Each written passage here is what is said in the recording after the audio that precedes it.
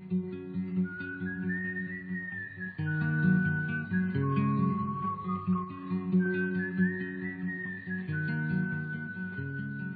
Proverbs, we're still looking at those which have to do with the subject of money, attitudes toward money, and just what the Proverbs tells us about the whole subject of finances. And we've already seen last time that Solomon places a strong emphasis on a work ethic, on the need to work in order to have money rather than to seek easy money through crime or charging interest or other things which exploit other people and which gain money unjustly.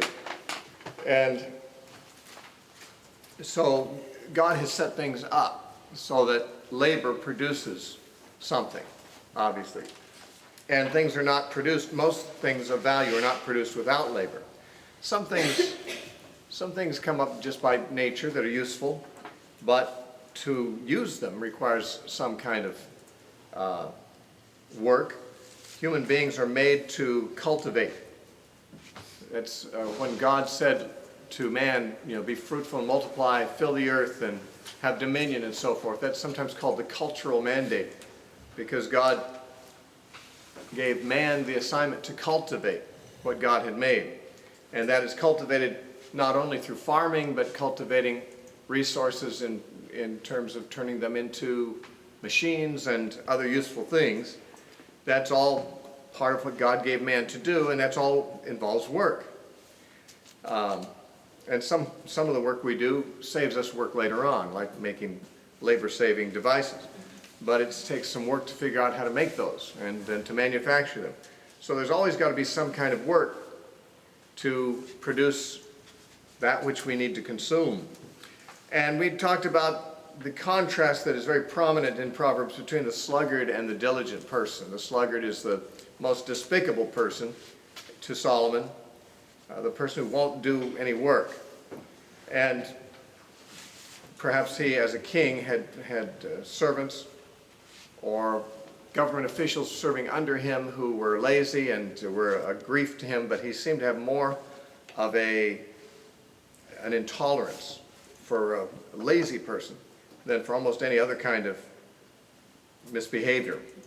Now, among the things that we're looking at in this area of work and producing money through work and employment is that one thing that comes out, it's not really a strong emphasis in Proverbs, but it does seem to be alluded to, is that it's good to be self-employed. Now that doesn't mean it's bad to be employed by somebody else. It's just good to be independent. It's good to be self-employed. In chapter 12, in verse 9, it says, "Better is the one who is slighted but has a servant than he who honors himself and lacks bread." The person who has a servant rather than the one who is a servant and who lacks bread is in a better position, more at liberty to do what he wishes to do. And if what he wishes to do are good things, godly things, then it's good to have that liberty rather than to have a master, rather than to have to be a servant of somebody else by trade. Now, it's good to have a servant attitude, of course. All Christians should be servants, in a sense, voluntarily of each other, but when that's institutionalized, when that's built into your employment structure, that you're a servant, then you're not the one who makes the decisions. Well, that's not the worst thing that can happen. A slave can be a godly person, but it's better, if possible, to be a free person. Paul said that in 1 Corinthians chapter 7 to the slaves. He said, if you're a slave, don't care anything about it, it's okay. But he said, but if you can be made free, if you ever get the opportunity, then use that. Go ahead and get free, that's good. But nonetheless, he says you shouldn't worry if you're a servant. But there is an advantage in being self-employed. In chapter 12, verse 24, it says, "The hand of the diligent will bear rule. The slothful will be put to forced labor." The person who's not the diligent man will have to work for someone who is. The diligent man will rule. He'll be in charge. He'll be the employer. The man who works hard, who studies hard, who puts out the effort. He ends up owning his own company. The slothful man ends up working for him. I'm sure you probably heard sometimes, I think it was in college, that the advice has gone around that you should be kind to the nerds because they're the ones who are going to be employing you later on. You know, the people who are just partying and having fun in college are the ones who will be working for the nerds who are hardworking at their studies, because the diligent person is going to be the one in charge eventually. Even Joseph, when he was a slave, because he was diligent, he was put in charge of the whole household of Potiphar. When he was thrown in prison because of his diligence, he was put in charge of the whole prison under the master of the guard, but he was a prisoner, but he was given charge over the other prisoners. And then later on, he was given charge over the whole country under Pharaoh. A man's competence tends to cause him to rise to the top of whatever economic structure he may be in, because diligence is not that common. When an employer finds a diligent person, he usually wants to elevate him to positions of management or responsibility, because it's hard to find diligent people. It's easy to find lazy people. But the idea here is that a person who works hard is more likely to end up with his own business or be in charge of other people than the person who's lazy. And it's a good thing to be at the top. It doesn't mean that you should be a climber or you should be, ambitious or whatever necessarily. But it means that if you're at the top, you can do good from the top.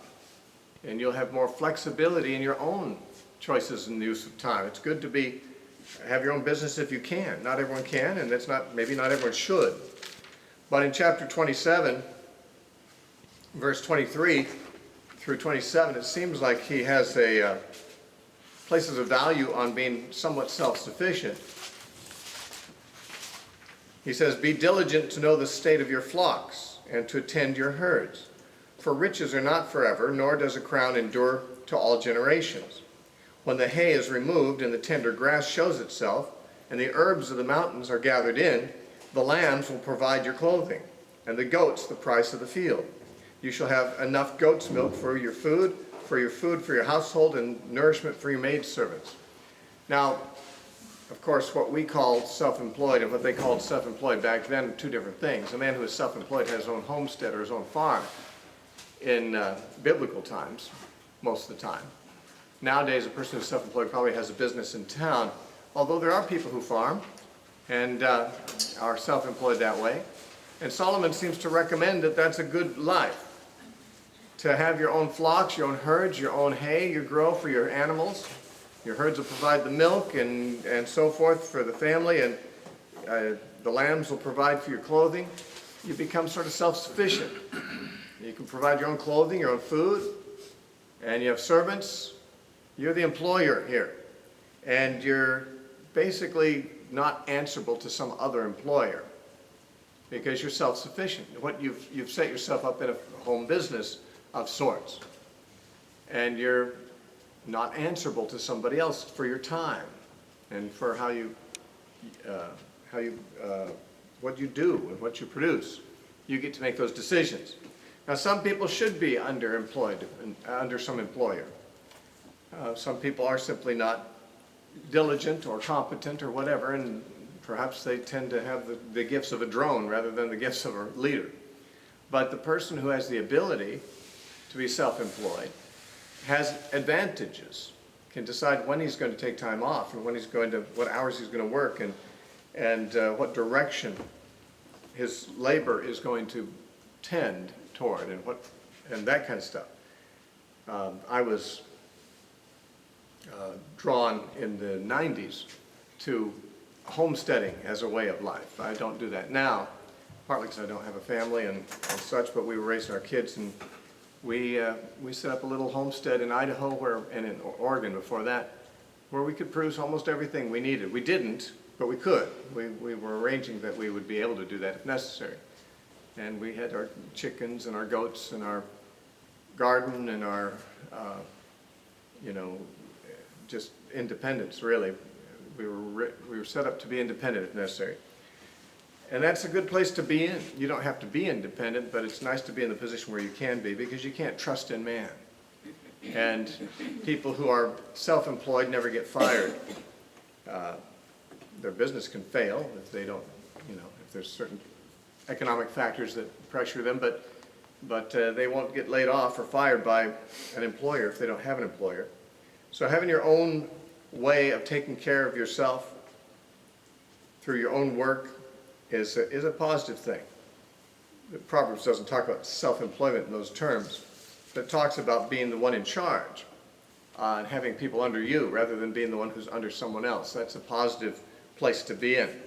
On the other hand, of course, some people, because they're not diligent, would rather be employed. I mean, some people would rather be a laborer than a manager, because the laborer doesn't have to take the problems of the business home with him, and the manager does. So but then again, the manager who takes on that is a diligent person. To the degree that you're not wanting to take on extra work, you don't want to be in management.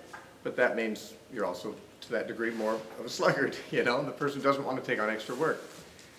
Though we might argue that it's not so much sluggard as they have other things to do with their time, and other profitable things to do with their time. Nonetheless, one of the things that I think is an undercurrent of Solomon's teaching here is that having your own business, your own homestead, your own self-sufficiency, having your own servants rather than being a servant of somebody else is a desirable thing. It's not morally better or worse than another way of life, it's just desirable. There are advantages.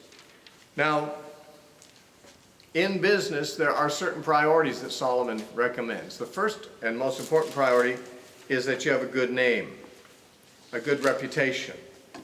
In chapter 22, verse 1, it says, "A good name is to be chosen rather than great riches, loving favor rather than silver and gold." Now, a businessman who has a good name is probably going to have riches eventually, because clientele are going to be looking for honest and competent people to work for them. And the person who has a good name, that has a good reputation, is somebody who does their work well. They show up on time. They're not lazy. They do what they're told to do. They don't have to be supervised every moment because they're reliable. They develop a reputation. And there are people I knew in Idaho who anybody would hire for anything just because they had a reputation of being an honest person that could be trusted to do any job well. In Idaho, there was a lot of people who were underemployed, and a lot of the people were independent tradesmen and builders and woodcutters and auto mechanics and things that they just worked out of their house. And I had a number of friends there that I knew that if I had any job I needed done, they'd be the person I would hire, because you could just give them the job and they would do it as well as it could possibly be done, because they were conscientious, in other words, and they had a good reputation. And a lot of the Christian workers I knew in Idaho had a really good local reputation for doing what they did well and honestly. And that's more important than having a lot of money. That's what Solomon said. It's better to have a good name than great riches. However, a good name in your business is likely to result in prosperity as well. In chapter 27, in verse 21, says, "The refining pot is for silver and the furnace for gold, but a man is valued by what others say of him." Now, the valued is in italics. It's not in the Hebrew, so it might actually be that a different idea was intended there. The translators have put the word valued. But the truth is that a person's reputation basically assigns him in the public eye to a certain level of value. More than his money, more than most other things, but the reputation he gets for good character is what's going to be useful to him in business, what's going to make him prosper if he's going to prosper. And even if he doesn't prosper a lot, having a good name is better than prospering a lot with a bad name. There's a lot of people who do prosper, but everyone hates them and no one respects them because they're crooks, they're rich. In chapter 19, in verse 1, it says, "Better is the poor who walks in his integrity than one who is perverse in his lips and is a fool." Now the main thing here is the person walking in his integrity. And we've seen that sometimes a person can be richer by sacrificing his integrity, by cheating in business or whatever. And yet the person who walks in his integrity, even if he loses out on some business, if he doesn't make as much money as another person, is a better person. He's better off. Having integrity is the first priority for any person in business or in work. That you don't cut the corners and you don't try to take the longer breaks. If Christians would all have integrity in their work, they'd soon be the most in-demand employees in the society, because it's hard to find people who aren't just trying to use the employer or their clients or something and get as much as they can for as little work as they can put out. And I've talked to a lot of people who are employers who say that it's very difficult to find people who are honest, and you can just give them an assignment and leave them to do it, and they'll do it right because they have integrity. And the reason a Christian worker has integrity, according to Colossians, is because he's working unto the Lord. What he's doing not unto man, but unto the Lord. In chapter 3 of Colossians 3, verse 22 and following says, "Servants, obey in all things your masters according to the flesh, not with eye service," and it's not just when you're being watched and supervised, "as men pleasers, but in sincerity of heart, fearing God." Sincerity of heart is integrity. If you're a servant, you serve your master not just when he's watching, not when you know he'll find out, not when you're being held accountable, in other words, by man, but all the time, because you're always held accountable by God. Not with eye service as men pleasers, but in sincerity of heart, fearing God. And whatever you do, do it heartily, as to the Lord and not to men, knowing that from the Lord you will receive the reward of the inheritance, for you serve the Lord Christ. So, when he's talking to servants who are working for masters, like an employee works for an employer, or a contractor works for a client, that he doesn't just work well when the supervisor is there or when the boss is there. He works well all the time because the boss is always there. His boss is Jesus. He's serving the Lord. What he's doing, he's not doing for man, he's doing for God, and therefore he's accountable to God. A man who's got integrity doesn't have to be accountable to people in order to be honest. Now, it can be good to be accountable to people, but a person who's got integrity will be honest even when people are not watching, and because he's accountable to God in his conscience. So that's integrity. A worker's integrity is highly to be valued. In chapter 21 of Proverbs, verse 6 says, "Getting treasures by a lying tongue is the fleeting fantasy of those who seek death." Getting rich by being a con artist, basically, or by misrepresenting things to clients or customers, falsifying invoices or whatever. I mean, there's anything that makes money by compromise of your integrity is the fleeting fantasy of people who seek death, he says. Chapter 20 and verse 7 says, "The righteous man walks in his integrity. His children are blessed after him."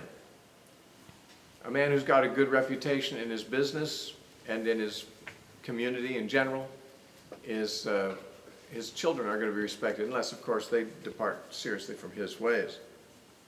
But there's blessing on his household because of his integrity. And in verse 10 says, "Diverse weights and diverse measures." This is chapter 20, verse 10. "Diverse weights and diverse measures, they are both alike an abomination to the Lord." And there's a similar proverb to that one in a little later on. And what is that? That's in verse 23, I think. "Diverse weights are an abomination to the Lord. A false balance is not good." As I've said, I think many, many sessions ago in our introduction to Proverbs, or in an earlier part of it, diverse weights and diverse measures refers to in the marketplace where commodities were sold by weight, and every merchant had a balanced scale, and they'd they'd weigh out a certain amount of grain or whatever the product was they're selling, and they'd put a weight on the other side to show, to tell how much it was. Likewise, they would weigh out the money, because in many cases they didn't have coined currency. They would have a quantity, a weight of money. And so they'd have these weights they'd put on the scale, and they'd weigh the amount to see how much money was being transacted. And many corrupt merchants, of course, could easily make a little more money by having a false set of weights. And they'd say, well, this is a kilogram weight, but it's not really a kilogram weight, and it actually compromises the result of the balance so that he gets more money or sells less product because he's got false weights and a false balance. It's talking about just corruption. It's just talking about cheating customers. He said that's an abomination to God. In chapter 20, verse 14, it says, "It is nothing," or "it is for nothing," cries the buyer. Excuse me, "it is good for nothing." I could read that right if I tried harder. "It is good for nothing," cries the buyer. "But when he has gone his way, then he boasts." Now this is really obvious what this is talking about. The buyer is, complaining about the quality of the product. Even though it's really a good product, he's going to boast about it later that he got a good deal. But when he's dickering with the salesman about it, well, this isn't worth this kind of money. This is trash. This is no good. This is only worth so much money. And this would be more seen at flea markets or yard sales or that kind of situations than our modern markets and stores, where you don't really bargain for stuff at the stores. But you still do that in third world countries. You still do that in some types of settings today. Someone says, "I'm asking this much for this product," or if you're buying a used car, for example, everybody wants to offer a lower price for the used car, so they're going to be looking and say, "Oh, there's a little bit of scratch here, and well, these tires look a little worn, and finding every problem with the product, even though it's really something you want, because it's a good car, good for you, and you want it. But in trying to bargain with the person who's selling it, you try to find all the flaws in it so that he'll bring the price down. And so this is, I suppose, just the way people are, we could say, but it's really not being honest. The truth is, we shouldn't try to devalue something that, by deception in order to save money on it. Nothing wrong with pointing out that something isn't worth what it's being sold for. But if it is worth what it's being sold for, then the person who's trying to talk it down and so forth is not really being honest. Because the person who's a seller is also a person with needs too. I mean, we're always thinking about, can I get the best out of this transaction? Get the best over this person? The seller wants a certain amount of money because he has needs for his family too. Well, we have needs for our family, so we want to get more. We want to save more money for ourselves, and we're always trying to work things out so that we come out ahead, even perhaps to the disadvantage of the person selling. Mainly because we're not as concerned about him as we are concerned about us. And in an honest economy, you should be hoping that you're giving the seller something that's the value of the thing he's selling, so that neither of you is cheating the other. Neither of you is exploiting or taking advantage of the other. That's what an honest economy is. That if somebody has something that's worth $1,000, you want him to get $1,000, even if you're the one paying. Even if you could talk him down to $800, you realize that the product's worth $1,000. Why should I gain at his, at his loss? If he's got a product, I've got the money, and they're of equal value, why should I want to come out ahead of him in the deal? He's got needs too. And so to have integrity means that you're not trying to take advantage of people in business transactions. If you're selling something, you're not trying to inflate it up so that somebody else comes out spending more than they really should on something because you wanted to have the extra money. And the same thing when you're doing the buying. Trying to get there's nothing wrong with trying to get the price as low as the person's willing to have it, because a lot of times the person has inflated the price. That's the thing. I mean, there's nothing wrong with finding out what that person's really wanting to take for the product. Because lots of times people in our economy have gotten used to the idea that someone's going to offer a lower price for the car they're selling or for the lawnmower or whatever they're selling. And so, they're actually willing to take a lower price, but they mark it up first so that you feel like you're getting a deal when they come down to the price they really want to get. So I'm not saying it's never wrong or it's always wrong to bargain. I'm saying it's wrong to be wanting to take advantage of somebody and get something of great value for nothing when that person ends up getting cheated by you, but you come out ahead. That's often what many people are aiming toward in their bargaining. And then, of course, there's in chapter 22, verse 29, he says, "Do you see a man who excels in his work? He will stand before kings. He will not stand before unknown people." The person who excels in his work is going to get a reputation because he does excellent work, which most people don't. And so strive for excellence. These are like business rules, business ethics that Solomon recommends. Be honest, do excellent work, seek to have a good name rather than a lot of money. You may get a lot of money in the process of having a good name, but seek the good name first, and these other things will be added unto you. And getting a good name means that you behave honestly, justly in your business.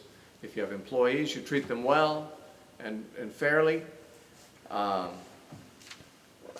you seek to do the best possible work you can. If you're making a product, you try to have the best product, not just because you want to cheat out or beat out your competition, but just because you have an integrity before God. You don't want to do a job that's less than the best you can do.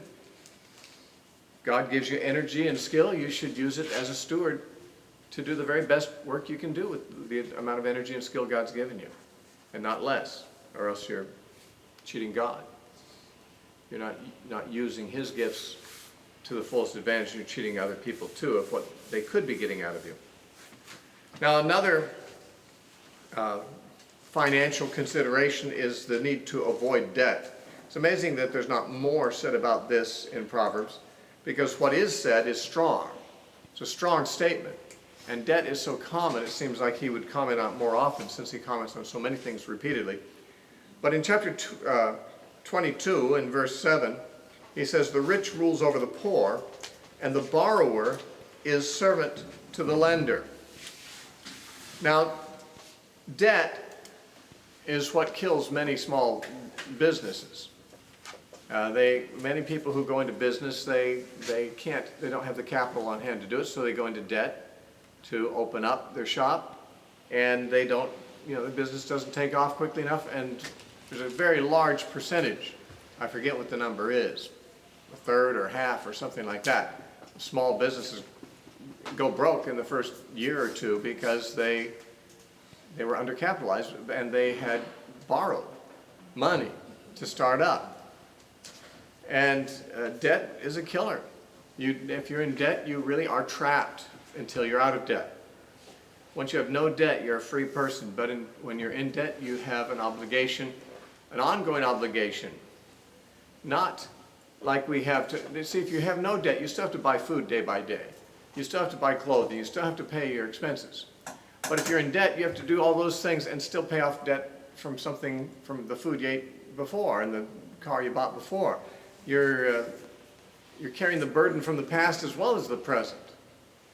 And that's something that can be avoided for the most part. Now, many times, the very poor people who couldn't survive without borrowing money, it's another story. They had no choice but to go into debt or to borrow. But most of our debt is simply incurred because we don't want to live within our means. We have a certain amount of income, and it's enough. But it's not enough for our lusts. We desire more things than we really can buy right now. But we can buy them right now. We just put it on the credit card. We just go into debt. And then, of course, we're not free. We're like slaves until we get that paid off. And to be content with what you have, to live within your means, to build a business slowly. You know, some churches, lots of churches have built their buildings without debt, and it's taken them years. I think this building we're in was built without any debt. It took 9 years to build it. It's pretty slow growth. But if they had gone into debt, then they have to be worried all the time about, is enough money coming in to pay for this building? We're going to lose the building. You never have to worry about it losing it if you're not in debt to anyone for it. So a person in debt is a slave. And when it comes to money management, certainly is a desirable thing to avoid debt. Is it a sin to go into debt? No, it can't be a sin to go into debt, because the Bible says we should lend to people, and that puts them in debt. And if it was a sin to be in debt, we shouldn't make people sin by lending to them. It's obvious that lending and borrowing are things that are, some of the necessities of economies that are unpredictable. And some people end up, through no fault of their own, unemployed or underemployed, or with a crisis of, a medical crisis or something like that. And borrowing money from somebody is often the best way they can handle that crisis. I say from somebody, and it seems to me that borrowing from a bank is not the wisest or the best place, because the bank doesn't love you. If you have to borrow money from someone, you should borrow from someone who loves you more than they love their money. Because you never know. The problem with borrowing is you don't know if you'll really be able to pay it back. You're making a promise to pay, but you don't even know if you'll live to be around tomorrow, James said to go to you who say today or tomorrow we'll go into such a city, we'll buy and sell, we'll get gain. He says, you don't even know what tomorrow holds. You don't even know if you'll live tomorrow. He said, you should say, if the Lord wills, we'll live and do this or that. We don't even know if we'll be alive tomorrow. If you borrow money and say, I'll pay you next year or next month, you don't know that you can do that. You might die before then, and the person's left without repayment. Or you might be less employable next month than you are this month. You don't know that you'll be able to. So it's best to stay out of debt. Now I realize that some people think, well, I can just go bankrupt. I can run up my credit cards, I can live the way I want to live, and if I can't pay it back, just file for bankruptcy and I'm out of there. Well, you may be out of there, but what about the people who lent you the money? They're left holding the bag. Well, no one thinks about them when they're going bankrupt, usually. The people you borrowed money from are people like you. People who earned their money, we presume, honestly, and lent it out with the expectation that they're going to get it back. And if you can't get it back to them, you're robbing them. That's why it seems so strange to me that some of these people who've gotten on these weird cultic bandwagons where they think that Jesus is coming back on a certain day. And there's been a number of these different days and different teachers who've predicted a date that Jesus was coming back. And you hear about people who believe them, and they go out and they run up their credit cards. And they go and they decide to just live it up the last few days they have, because they're not going to have to pay back their credit cards. It just seems so weird. What are they thinking? They expect to go see God on a certain day, and they want the last thing that they did on earth is robbing people. You want to go stand before God, and the last thing you did is rob people of their money so that you could have, a party the last few days of your life. I don't understand it. When I die, I want people to have unpaid debts to me, not me have unpaid debts to them. I've always wanted to live my life that way, that I do more for people than I ever get paid back for. And some of my family members have not appreciated that, because I remember one person complained that one of the churches I taught at never gave me any offering and never gave me money. I mean, I taught there regularly, and they never did anything financially for our family. And I heard some complaints about that from a family member, and I just didn't understand how they were thinking.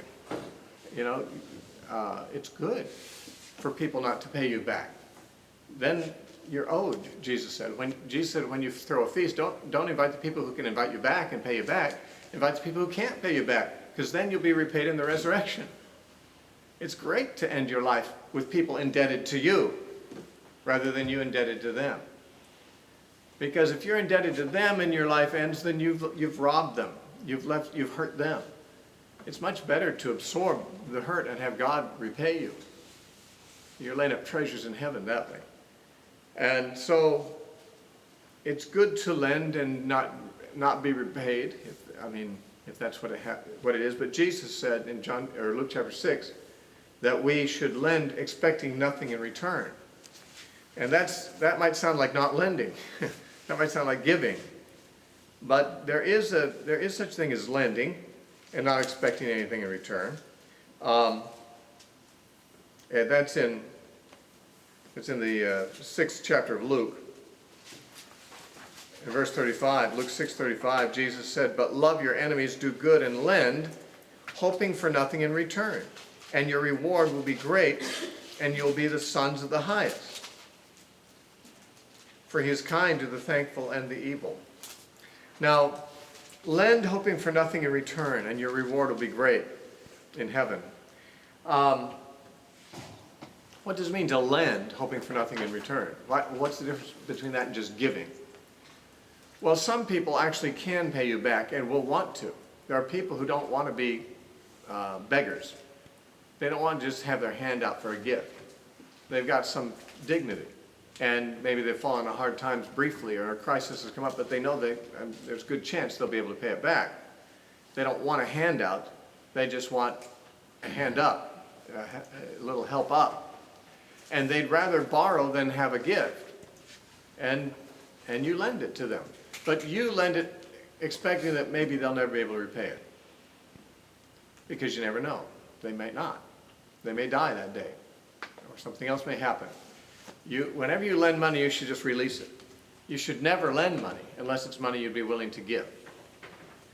But at the same time, the person who borrows should borrow intending to repay. You see, I can't say, you should lend to me expecting nothing back, so I'll borrow from you and I won't expect to pay you back. Well, that's not my option. My side is, if I have to borrow, thank God I usually don't have to borrow, but I've been able to live without debt. But if I have to borrow, my conscience should be that I'm going to do everything I can to pay that money back before I spend one extra dollar on my own self, because that's an outstanding obligation. But the person who lends to me should be lending, saying, well, if he can't pay it back, it's a gift. That's how I lend. That's how I would borrow if I was borrowing. I would lend without expecting anything back, necessarily. If I borrow, I would expect to pay back. And as quickly as possible, since I would hate to live in debt. It'd be an awful thing to have that hanging over one's head. And many people know that. I don't have a lot of money, but I'm richer than most Americans because I don't have debt. I'm not below water. I don't have very much in the bank, and I've never had an awful lot of money on hand, nor needed a lot. But without debt, I'm really, in a sense, richer than probably 80% of Americans, if not more, because very few are living without debt, relatively. And it's a freeing thing to be without debt. And a person, if they can capitalize their business without debt, they obviously should do that. Their business will be more secure. And if you have to borrow money, as I said, borrow from somebody who loves you more than they love their money.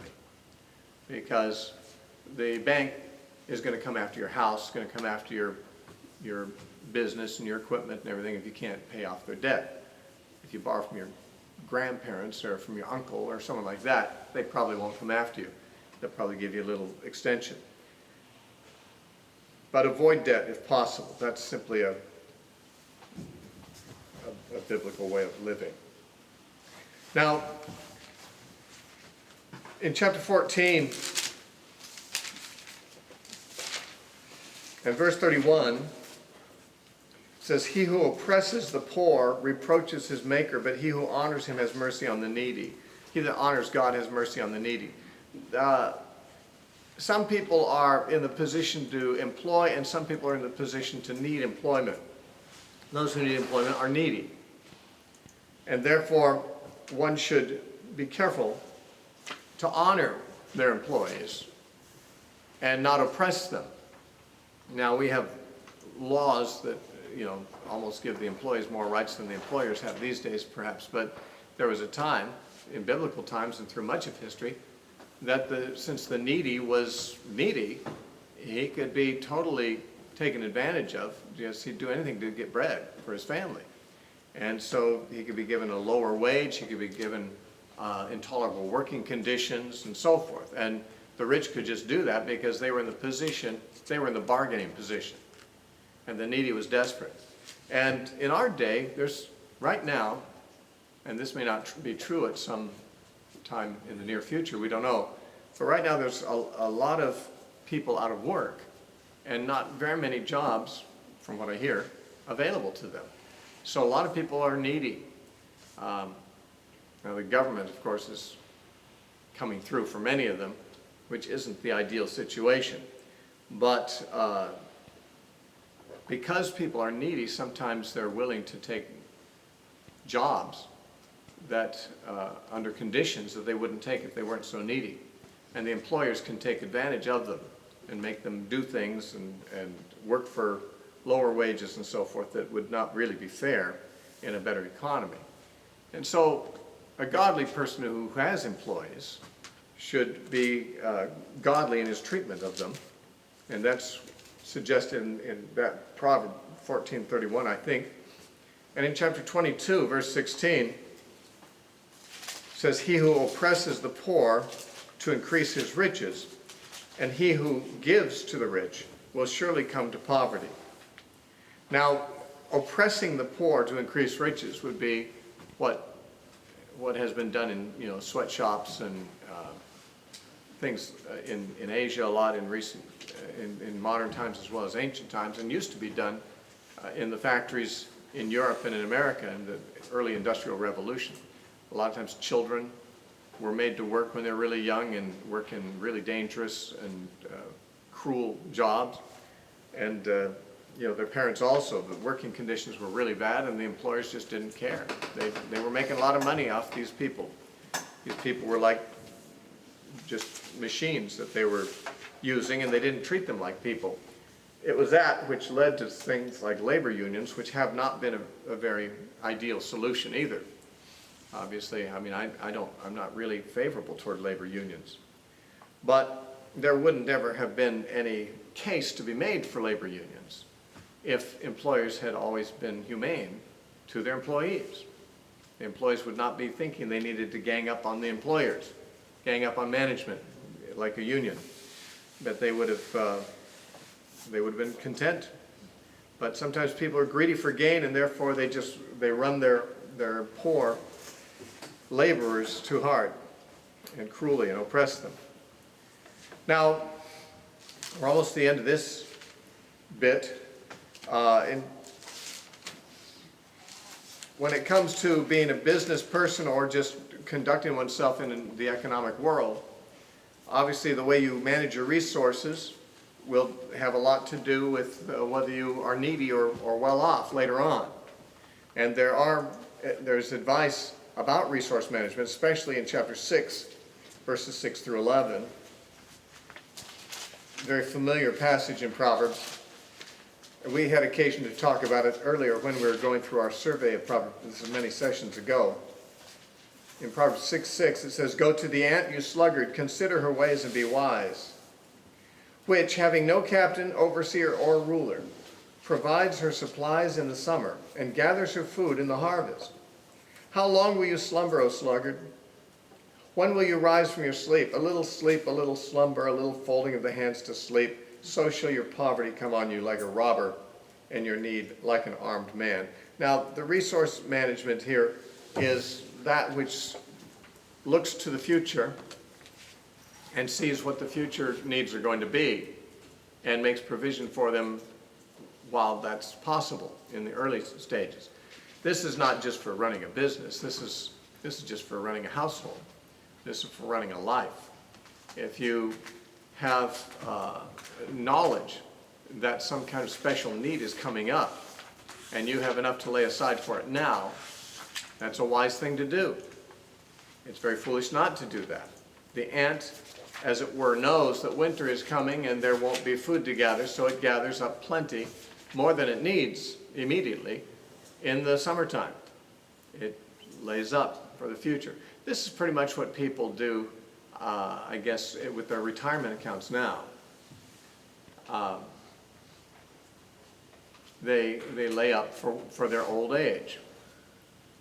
And this, I suppose, is a good thing. I sometimes have mixed feelings about it because I don't ever hope to retire, and of course I don't have an employer. I don't have somebody that's sending me a wage, so I don't have to worry about, a time when I won't be employed. As long as I'm serving God, I'll have Him as my employer and as my supplier. But a lot of people have, different kind of job than I have, and they have actual visible sources of income and actual predictable sources of income. And what's also predictable is that those sources of income are not going to be there forever. They're going to reach a point where they have to retire, when they have to quit, when they're disabled, when they're old, can't work anymore. And therefore, to lay up something for the future is a sensible thing. It's just sensible management of money. And Solomon recommends it, says that the ant is wise, and that should be a shame to us if we're not, because the ant has got a littler brain than we have. We should be at least as wise as it is. In chapter 13 and verse 18, it says, "Poverty and shame will come to him who disdains correction, but he who regards reproof will be honored."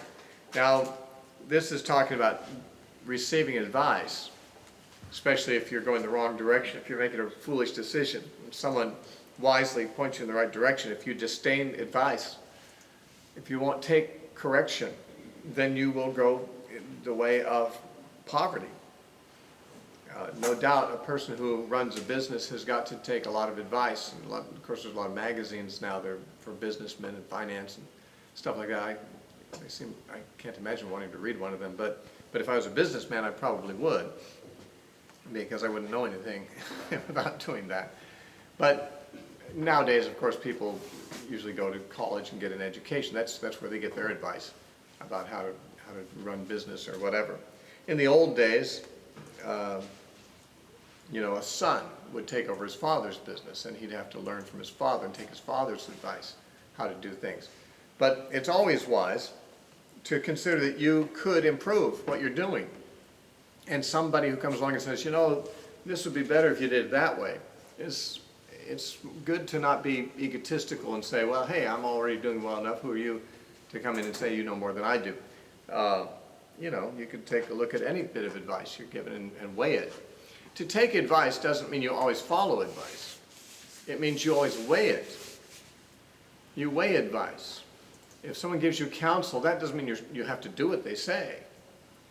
It means, though, that they may be seeing something you're not seeing, and that's something you ought to take a look at least.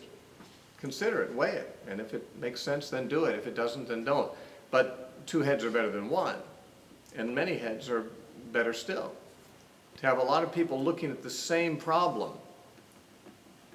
from different angles is helpful, because people are sitting around a table looking at an object in the middle of the table and trying to figure it out.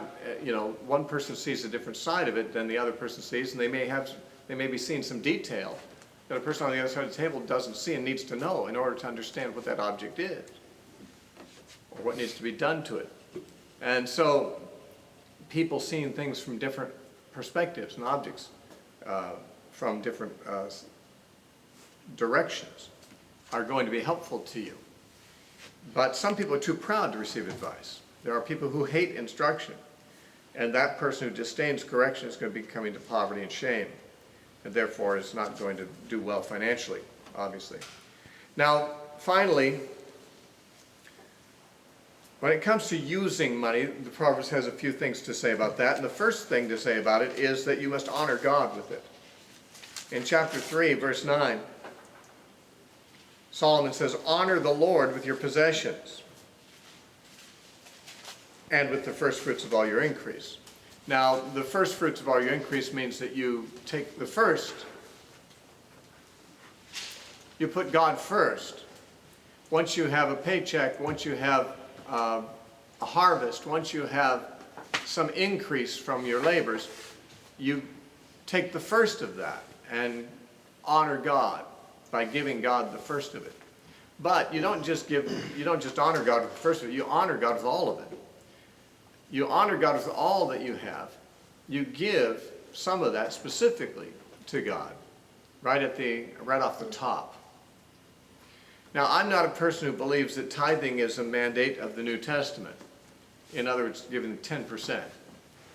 And there are many Christians who believe, and many churches that teach, that you should take 10% of your income right off the top and give it to your local church. I don't find that that is necessarily taught in the New Testament, and therefore I don't teach it. And for many Christians, I think 10% probably would not really be enough, and not a fair amount. The amount that God has blessed us, the amount that God has increased us in this part of the world at this particular time in history, we make so much, we have so much, that to give God only 10% is almost like a token.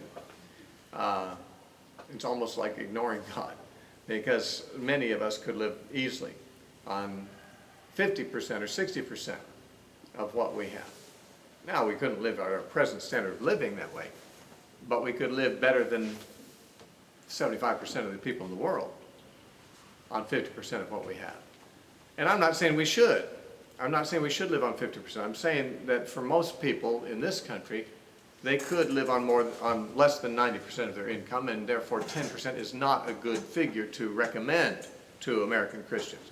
Some Christians are so poor, even in America, that they couldn't live on 90% of what they make. They barely can live on 100% of it.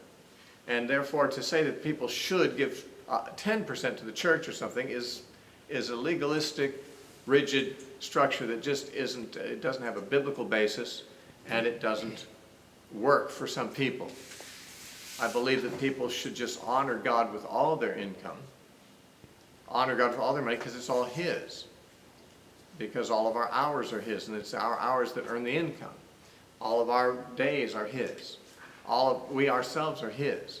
And because we are His, our stuff is His, and therefore whatever we do with it, we should honor Him with it. That might mean that we give 10% to the church, or it might mean we give 30% to the church, or none of it to the church, and some of it to some poor family that we know, or to some missionaries or something. There's a lot of places that God can be honored by the giving of our finances. There is not in the New Testament any direction given to a specific place that a specific percentage of our income needs to go. In the Old Testament, Israel, they were supposed to bring 10% of their crops and give it to the temple to feed the Levites. But that's not something continued in the New Testament. But what is continued in the New Testament is that God still is to be honored in all of our things. And our possessions, we should consider that everything we have, we should use for the glory of God, because it is His. Now, Proverbs has a lot to say, as does the rest of Scripture, about the need to help the poor. People who are poor are God's receptacle for our giving, for our laying up treasures in heaven. Jesus said, "Do not lay up treasures for yourself on earth, where moth and rust corrupt and thieves break through and steal, but lay up for yourselves treasures in heaven, where moth and rust do not corrupt and thieves do not break through and steal. For where your treasure is, there your heart will be also." Now, how do you lay up treasures in heaven? How do you make a deposit in heaven? One person said, "It's easy. I just take all my money and I throw it all up into the sky, and I say, God, any of it you send back, I'll keep. Whatever you want to keep, you keep." That's how. Yeah. How do you get your money into heaven? You have to throw it up there or send it in a rocket? No. You lay up treasures in heaven by giving to the poor. That's what Jesus said to the rich young ruler. He said, "Sell what you have and give to the poor, and you will have treasures in heaven. Then come and follow me." Or he said to his disciples in Luke chapter 12, he says, "Sell what you have and give to the poor, and provide for yourself bags that do not become old, a treasure in the heavens that fades not away." So you give to the poor and you lay up treasures in heaven that way. That is to say, you're really giving to God. Jesus said, inasmuch as you do it to the least of these, my brethren, you've done it to me. And it says in Proverbs that giving to the poor is something every godly person should do. In chapter 11, in verses 24 and 25, it says, there's one who scatters, yet increases more. There's one who withholds more than is right, but leads to poverty. The generous soul will be made rich, and he who waters will also be watered himself. People will curse him who withholds grain, but blessing will be on the head of him who sells it. So basically, a person who's a generous soul, a person who scatters what he has to the needy, that person tends toward riches in some cases. Other people hoard for themselves, and they tend toward poverty because God doesn't bless with their policies. In chapter 14 and verse 21, it says, he who despises his neighbor's sins, but he who has mercy on the poor, happy is he. And in the same chapter, verse 31, he who oppresses the poor reproaches his maker, but he who honors him has mercy on the needy. In chapter 19 and verse 17, Solomon said, he who has pity on the poor lends to the Lord, and he will pay back what he has given, as the Lord will pay back. If you give to the poor, if you have mercy on the poor, you are lending to God. That is, God takes it as a gift to him, and he will count it as something that he's committed to repay. So giving to the poor is always a good investment, if, of course, it's legitimate poverty. Some people are poor because of their lifestyle, and they could cease being poor as soon as they stop sinning. And in which case, to support a poor person who is simply poor because he's sinning, because he won't work, or because he's addicted to drugs or alcohol or whatever, and that's making him poor. To support somebody in that kind of a habit is not necessarily loving and is not what is being discussed here. The poor in Israel were people who were beggars, and begging was a shameful profession.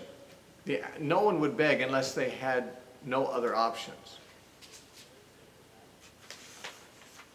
And therefore, if someone was begging, they really were unable to support themselves. It's the last thing someone would do.